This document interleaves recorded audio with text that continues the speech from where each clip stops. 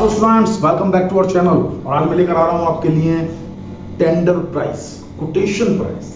इससे पिछले चैप्टर में हमने क्या पढ़ा था? अभी कॉस्ट शीट पढ़ा था हमने। Cost sheet, unit and output costing, एक ही बात थी। उसी में थोड़ा फर्दर कंटिन्यू करें तो हमारे पास है टेंडर प्राइस, जिसको हम कहते हैं कोटेशन प्राइस, एस्टिमेटेड प्राइस। भाई आपने सुना होगा, नाम देखा होगा, सीरियल्स में देखा होगा, मूवीज में देखा होगा कि मेरा टेंडर पास हो गया। सेम वही कंसेप्ट हमारे यहाँ पढ़ रहे हैं कि भाई एक सप्लायर जो कस्टमर के ऑर्डर आ रहे हैं उनको गुड्स सप्लाई करना चाहता है, तो गुड्स जो सप्लाई करता है तो कस्टमर ऐसे तो ऐसे गुड्स ले नहीं रहा किसी से भी, तो गुड्स लेने के लिए वो उसकी कोटेशंस मांगता है ना, उसका टेंडर मांगता है, सो दैट कि जो सबसे सस्ता होगा, सबसे अच्छा होगा, कस्टमर उसको ऑर्डर देगा। यानी कि अगर आप ऑर्डर लेना चाहते हैं तो आपको अपना टेंडर प्राइस ऐसा बनाना होगा जो कॉम्पिटिटिवली बहुत सस्ता हो। सोचिए, कंपटीशन नहीं है, बहुत सारे सप्लायर गुड्स को सप्लाई करना चाहते हैं, सभी अपनी कोटेशन देंगे, तो आपको अपनी कोटेशन इस तरीके से देनी है कि आपकी कॉस्ट ज्यादा ना हो, आपके प्राइसेस ज्यादा ना हो। भाई प्राइस अगर आपके ज्यादा होंगे तो लोग दूसरी तरफ जाएंगे, कस्टमर आपको ऑफर ही नहीं करेगा। लेकिन इसका अपोजिट पॉइंट भी ध्यान रखना है, ऐसा ना हो कि हमने कॉस्ट जो हमारी आई है, जो हमने प्राइस ऑफर किया है वो कम हो, है ना, और हमें एक बड़ा लॉस बियर ना करना पड़े। टेंडर लेने के लिए आपने कॉस्ट कम कर दी और कॉस्ट आएंगी ज्यादा तो भी तो लॉस है ना। तो यहाँ एनालिसिस करना है, यानी कि एक एस्टिमेटेड कॉस्ट को डेवलप करना है सो दैट कि हमें वो ऑर्डर, वो टेंडर हमारा पास हो जाए।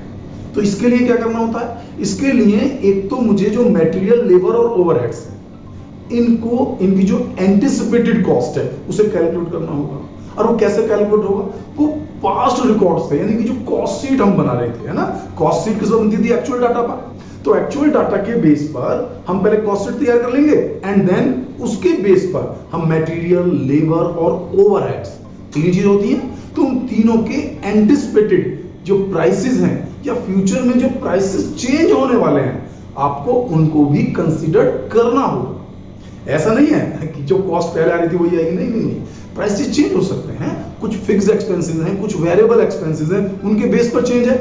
भाई अगर आपकी कॉस्ट में कुछ फिक्स का पार्ट है तो फिक्स का पार्ट हम टेंडर प्राइस में इंक्लूड नहीं करेंगे, क्योंकि जब आप टेंडर दे रहे हैं, कोटेशन दे रहे हैं, तो कंपैटिबली सस्ती होनी चाहिए। और सस्ती कब होगी? जब उसमें फिक्स पार्ट, कॉस्ट का जो पार्ट है वो हम इंक्लूड नहीं करेंगे, क्योंकि फिक्स पार्ट तो हम ऑलरेडी कस्टमर से ले ही रहे हैं, डबल थोड़ी लेंगे। तो इसी तरह से जब आप बड़े ऑर्डर्स लेते हैं तो उसमें हमारा फिक्स कॉस्ट वाला पार्ट इंक्लूड नहीं होता। तो fix cost, variable cost, semi variable cost, future में जो प्राइसेस चेंज होने वाले हैं, इन सभी पॉइंट्स को हमें अडॉप्ट करना पड़ता है, समझना पड़ता है, सो दैट कि हम अपना सही और करेक्ट टेंडर प्राइस सामने प्रेजेंट कर सकें और हम ऑर्डर को ले सकें और अपने बिजनेस को कंटिन्यू कर सकें। तो आपको समझ में क्या क्या बनाया हमने? तो एक तो बनाना होगा हमें कॉस्ट शीट, ठीक है ना। दूसरा, हमें कॉस्ट शीट के थ्रू सारे प्राइसेस को दोबारा से रिवाइज करना होगा कि इन फ्यूचर जब वो टेंडर हम, यानी कि जो गुड्स की सप्लाई हम करेंगे, तो उस समय प्राइसेस में, यानी मटेरियल, लेबर, ओवरहेड्स में किस तरह के चेंजेस आएंगे, फिक्स और वेरिएबल एक्सपेंसेस किस तरह से मूव करेंगे, उन सब चीजों का ध्यान रखते हुए, हम सबका ध्यान रखते हुए फिर एक टेंडर प्राइस बनाएंगे, ठीक है ना, और फिर उसको हम प्रेजेंट करेंगे।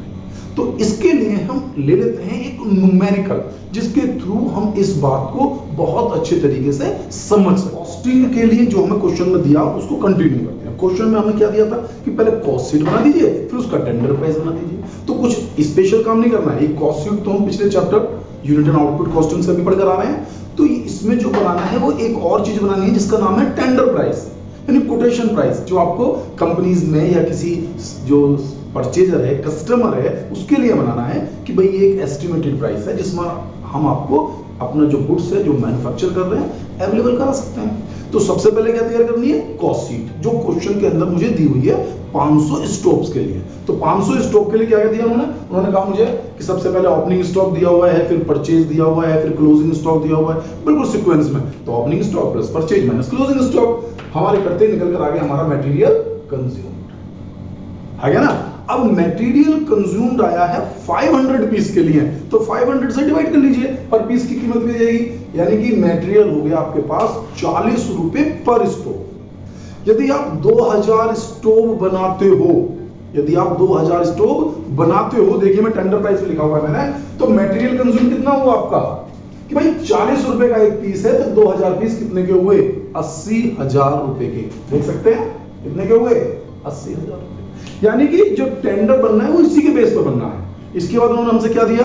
फैक्ट्री वेजेस, जो मैं आपको पहले बता चुका हूं कि फैक्ट्री वेजेस कुछ नहीं होता है, वेजेस तो फैक्ट्री में ही खर्च होगी, लेकिन वो प्राइम कॉस्ट का पार्ट होता है, डायरेक्ट वेजेस कहते हैं।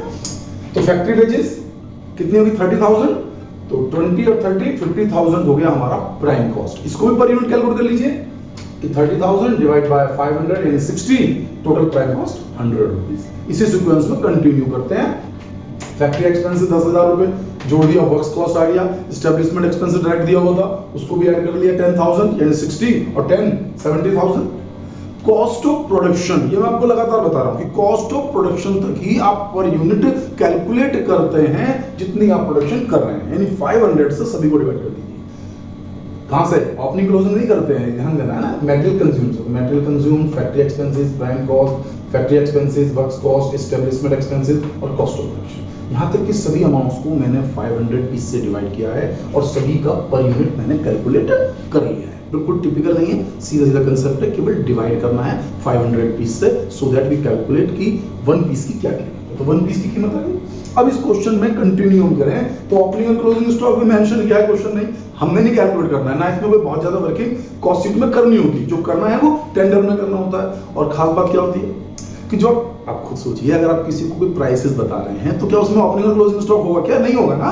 तो ओपनिंग और क्लोजिंग स्टॉक का तो कंसेप्ट ही नहीं होता टेंडर प्राइस में, केवल कॉस्ट शीट में होता है। तो opening stock plus closing stock minus, यानी कि 63,000 मेरी कॉस्ट आई, सेल्स उन्होंने मुझे दी हुई है 72,450, ठीक है। तो 72,450 में से माइनस कर दीजिए 63, तो आपका प्रॉफिट हो गया 9450, 9450 आपका प्रॉफिट हो गया। अब इस प्रॉफिट की परसेंटेज निकालना है। इस प्रॉफिट की परसेंटेज अगर मैं सेल्स पर निकालूं, सेल्स पर निकालूं तो कैसे निकालूंगा भाई? हमारे पास 9450 प्रॉफिट और सेल्स है 72,450 इंटू 100, तो ये वैल्यू कट ही नहीं रही, कट नहीं रही तो कंफ्यूजन देगी। और हमेशा पहले कोशिश करनी चाहिए कि परसेंटेज कॉस्ट पर निकाला है। सेल्स की परसेंटेज अच्छी नहीं मानी जाती, सेल्स की परसेंटेज तो हो सकती है भाई, कॉस्ट में जो परसेंटेज है वो टेक्निकल आ रही है, वो पॉइंट्स में आ रही है, पॉइंट्स भी पूरे नहीं आ रहे हैं।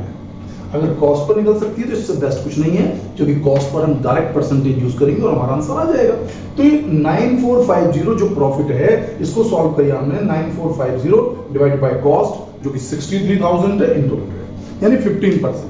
जो प्रॉफिट है दैट इज 15% ऑन कॉस्ट, ठीक है। अब हम बनाएंगे टेंडर प्राइस।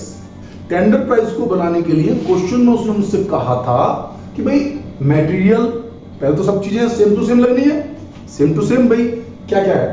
मटेरियल 40 रुपए की रेट से, फैक्ट्री वेजेस 60 रुपए की रेट से, फैक्ट्री एक्सपेंसेस 20 रुपए की रेट से, एस्टेब्लिशमेंट एक्सपेंसेस 20 रुपए की रेट से, और भी खर्चा है ही नहीं। लेकिन क्वेश्चन में नीचे उसने मुझे बताया था कि जो मटेरियल है उसके प्राइसेस 15% बढ़ गए, ध्यान से रखना, 15% प्राइसेस बढ़ गए, यानी कि जो खर्चा पहले 20,000 रुपए आता था वो 4 गुना तो होना ही है। मैंने बताया ना 500 पीस और 2000 पीस 4 टाइम तो है ही है, यानी कि 80,000 रुपए तो है ही है, 80,000 तो लगने ही लगने हैं, लेकिन प्राइसेस बढ़ गए तो कॉस्ट और बढ़ जाएगी। 80,000 का 15% और जोड़ लीजिए 12,000, यानी कि आपकी जो कॉस्ट है, जो मटेरियल लगेगा वो 92,000 का लगेगा, 80,000 का नहीं लगेगा। 80 का तब लगता है जब प्राइसेस पुराने ही रहते, प्राइसेस चेंज हो गए और कॉस्ट भी अब आपकी 40 की बजाय हो गई 46 हो गई। तो जब आप प्रोडक्ट को बेचेंगे तो ये तो ध्यान में रखेंगे ना। ऐसा भी तो नहीं है कि अगर आपने सस्ते प्राइस पर कोटेशन दे दी तो आपको ह्यूज लॉस भी तो हो सकता है बेटा, बहुत ज्यादा लॉस हुआ वो भी तो खतरा है हमारे लिए, तो ये ध्यान दीजिए। वेजेस, वेजेस के लिए हमारे पास लगा 30,000 रुपए, तो 4 गुना 1,20,000, या पर यूनिट निकाल लीजिए, पर यूनिट थी 60 रुपए, 2020 की मल्टीप्लाई करी 1,20,000। अब क्वेश्चन में क्या कह रहा है कि जो वेजेस के रेट है वो 10% बढ़ गए। ध्यान देना, पहले पूरी कॉस्ट निकालनी है, फिर वो कहता है रेट बढ़ गए तो रेट बढ़ा दिए 1,32,000 रुपए। अगर वो नहीं कहेगा तो सिंपल सॉल्व हो जाएगा। कुछ ऐसे क्वेश्चन भी आप सॉल्व कर सकते हैं जिसमें ये रेट इंक्रीज नहीं दिया हुआ है, रेट नहीं बढ़ेगा, डायरेक्ट 80,000 120, जिसमें वो कहेगा तो चेंज करूंगा। तो चेंज करने के लिए कहा कि भाई 10%, तो 1,20,000 का 10% 12,000 रुपए, यानी कि आपकी कॉस्ट हो गई 1,32,000 रुपए। आपकी प्राइम कॉस्ट हो गई 2,24,000 रुपए। ठीक है, क्योंकि मेटेरियल भी 40 की जगह 46 हो गया, लेबर भी 60 की जगह 66 हो गई, यानी कि जो प्राइम कॉस्ट आपकी पहले 100 रुपए पर यूनिट आती थी, वही प्राइम कॉस्ट अब आपको 112 रुपए पर यूनिट लग रही है। लेकिन उसने केवल 2 ही चीजों में चेंज कराया था, बाकी सब सेम है। लास्ट के अंतिम लाइन में उसने ये भी दिया कि ओवरहेड्स की जो परसेंटेज है वो सेम चल रही है, यानी कि सभी ओवरहेड्स अपनी पर यूनिट के रेट पर सेम चल रहे हैं। तो पर यूनिट सेम है, पर यूनिट को लगा दीजिए, बाकी चीजों में कोई चेंज नहीं है।